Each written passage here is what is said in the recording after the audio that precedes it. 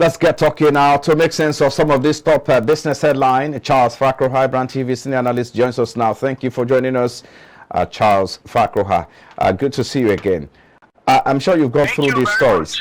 Yeah, thank you for coming. I'm sure you've seen these stories. It's not news that the federal government has suspended the removal of subsidy, but what is now news now is the fact that the government intends to, send as the NEC. This is, of course, is going to lead to other issues, economic decisions, budget, supplementary budgets are going to be raised. And so we are trying to look at how to, try to move forward, get past this level now. Talk to us about this. Well, thank you very much. When that news came in yesterday, I was not surprised, but I did not expect it to come this way. Yes, we must give kudos to the National Economic Council, headed by the Vice President, and of course, the Minister of Finance, Budget and National Planning. Yes, it has become so obvious that it is the same party that has won the election, and they don't want to see as if they are trying to create a problem for the incoming administration. Obviously, that was just the reason why that subsidy removal decision was taken. And they now have to become so proactive. I agree with them, but of course, this should have been done earlier than now. But again, to make it work seamlessly, because the minister have told us there's only a budget provision to pay subsidy till June or thereabouts. Yes. Yes.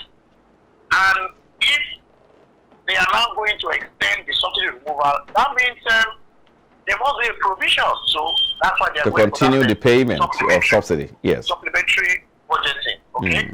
But the question I want to ask the current government is: let's assume it was an opposition party that has won the election. Are we going to see this kind of reversal?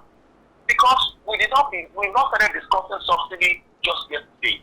This subsidy matter, and we were discussing it as far back as last year, and at a point in time, everybody agreed that the issue of subsidy removal is a done deal. And that is why even some few weeks back, the government had to obtain a facility from the World Bank, $800 million, to cushion the effect once the subsidy is removed. So, yes, going back to National Assembly, that's this current National Assembly, and getting supplementary budget, for me, is good. It's just to ensure that there are no hitches in the process of the suspension of the fuel subsidy removal. And again, the advice I have for the outgoing government is they have not been transparent to the Nigerian people. And they are living now because it's their party, they are trying to make things look a little bit easy for the incoming government. Whether we like it or not, subsidy has to be removed at one point in time. So we postpone the evil days, we are still going to come to it. It's just like any surgery. No matter when you are due for surgery, when you must do surgery to remove a particular ailment, you can continue to postpone and postpone, but you must undergo that surgery. So I will advise that the earlier we face the problem, the better for Nigerians and everybody. We cannot continue this subsidy regime. It is very, very clear. But again, I agree with the government. We need to ease the process.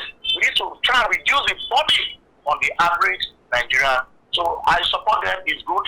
And I wish all Nigerians to also support the outgoing government and, of course, the incoming government to see that we have a successful implementation of the subsidy removal as soon as possible without much burden on the average Nigeria. Okay. All right. Of course, it's a conversation that we're going to be prosecuting later on the show. So let's move away from that and look at the next story here. The UN, of course, is still lending its voice to the Nigerian economy, of course, with the Naira redesign policy, which they said it has crippled the economy, and not only that, the oil theft as well. They also projected that the African economy will grow by 2.5%, which is a drop from last year. So what is the implication of this for Nigeria? So it means that Nigeria economy will remain at a slow pace, isn't it? Yes, I agree with that report, because looking at all the economic indicators, it is obvious that we need to do something we have not done before, because it's obvious that the economy is going to slow down. And like they have mentioned, we saw what the Naira cash crunch had on our economy. SMEs folded up. There were so many issues in the country economically. And of course, at that same period again, or before then, we had this oil tax, which was so massive. And again, we must give kudos to the government for trying to address that oil tax, of course. But again, the government did something they have not done before. They went to have an arrangement with an ex-militant, every Texas militant, my brother, and of course, you can see the tremendous work he has done. We can say within that period, the oil theft reduced. And that's why I say government has to be transparent with the people. And we can see today, you go to Niger Delta, I see the militant, the former militant, who are the Texas. I see what they do in protecting our national assets when it comes to oil pipeline. So these are the kind of engagement we expect the government to do to improve our economy.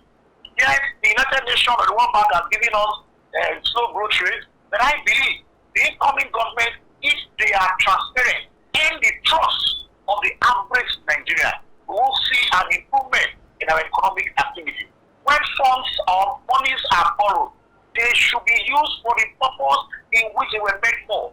And let the government be open, not when things are getting out of hand. That's why we want to address the people. So the new administration should learn from the mistakes of this other administration and end the trust of Nigerians. We will see progress and, of course, economic prosperity. Okay.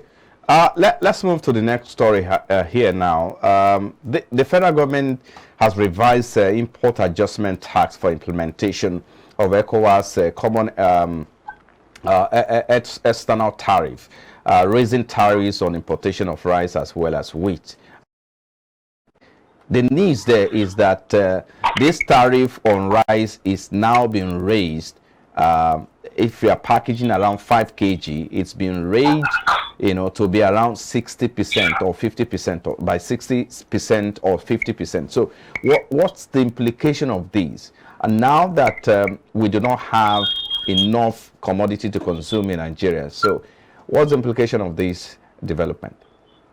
Yes, first of all, yes, I must give kudos to the Ecowas and of course the countries that make up Ecowas to agree, with this kind of a tariff and custom arrangement. First of all, we cannot continue to import. Yes, we might not have enough to feed the West African region or Nigeria in particular. But we need to make efforts. And that is why the government is coming up in conjunction with Ecowas, coming up with this kind of tariff measure to encourage people to do more of this production of local production of this food item. I believe we have the right climate, the right environment, and of course, the expertise to produce enough rice or wheat as the case may be. For any other agricultural commodity, once it has been shown to grow in West Africa, we have that capacity to improve on the yield, improve on the quantity by deploying mechanized agriculture. So for me, that is why the government is doing this, and of course in conjunction with Ecowas. You talked of the common tariff. Yes, we have a situation common where external tariff. Some other African countries. Go ahead. Some other African countries will import somewhere and now and now export to neighboring countries. Of course, so if there's that common tariff, as long as the product enters West Africa, that tariff has been said, it should not be economically viable to now export it again to other West African countries. So all this is to check and ensure that our own local production is increased, and by doing that, we'll be able to feed ourselves, and of course, people now exporting to other regions of the world. So I support that arrangement, and I think the implication is just to increase our own local production of some of these food agricultural items. But of course, there are implications to this, isn't it? Because at the moment, the question is, do we have enough to consume? Yes, we are trying to encourage local production, promote local content, but the question is, do we have enough, to consume here? So that's the big question. And what is the federal government doing to support, local farmers to have, to get enough, produce out there? So I think that's what we need to start bringing into the conversation going forward. What's your opinion? Hello? Yes, I agree with that. Okay. Hello? Yes, go ahead, please. Yes, I agree with that. Yes, you will not have enough right now. But you see, it's just like when you want to improve on something, you need to go out of your comfort zone. And that's what the government is now trying to do. Increasing this tariff for those kilograms of bag, and once the average West African or Nigerian knows that that is in place, then we begin to support our local. Yes, the price might be a little bit high now, but by the time we focus on local production, deploy all it takes, like I said, it is fertilizer, it is the technology, manpower, the technology in terms of agriculture, and we begin to see an increase in our production. Yield per hectare also increase optimally, then of course, we need to have solved that problem.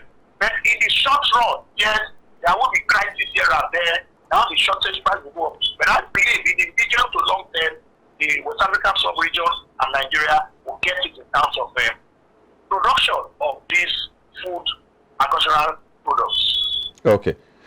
Let's get into the final story, which talk about the fact that the Federal Inland Revenue Service has extended the due date for value-added tax filing for the month of April from 21 April. That is, the due date for filing used to be April 21. Now we now have the due date to be April 30. Right. So, of course, the extension, according to them, is as a result of the recent changes to the value-added tax compliance process on Tax Pro Max. So, what does this mean for businesses, and how do you think this will impact on the performance of businesses in Nigeria?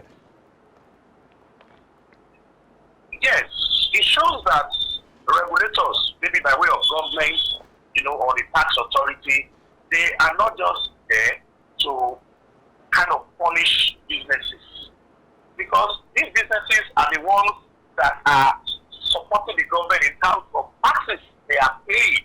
So if you make the conditions and the environment not enabling for them, then of course the government will be affected. They will not get the amount of tax that they are required from these businesses.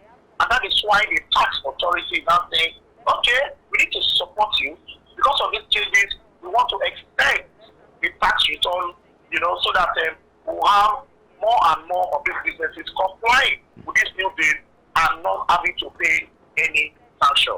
Yes, it is right for government to do that, but I'm also employing the businesses to also take tax payment as a civic responsibility. Ensure that all the necessary help that they require from the tax authority, they get it. And this tax authority, they are there, willing to help businesses so that they have a seamless process in terms of payment of whatever type of tax. Because we cannot continue not to pay those funds available to government. Anywhere in the world, it is tax that is being used to fund so many government projects.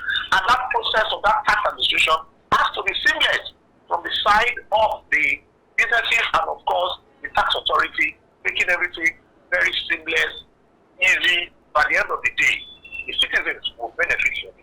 Okay, I think a good place to leave it. Thank you so much, Charles Fakroha, for your time on the program. Thank you, family. It's always a pleasure. Okay, have a great day. All right, still to come after the break, we will focus on the subsidy debate as federal government suspends the removal of subsidy and of course prepares for a budget supplementary which is expected to be presented to the National Assembly. Well, this is our focus next when we return from this break. Please stay with us.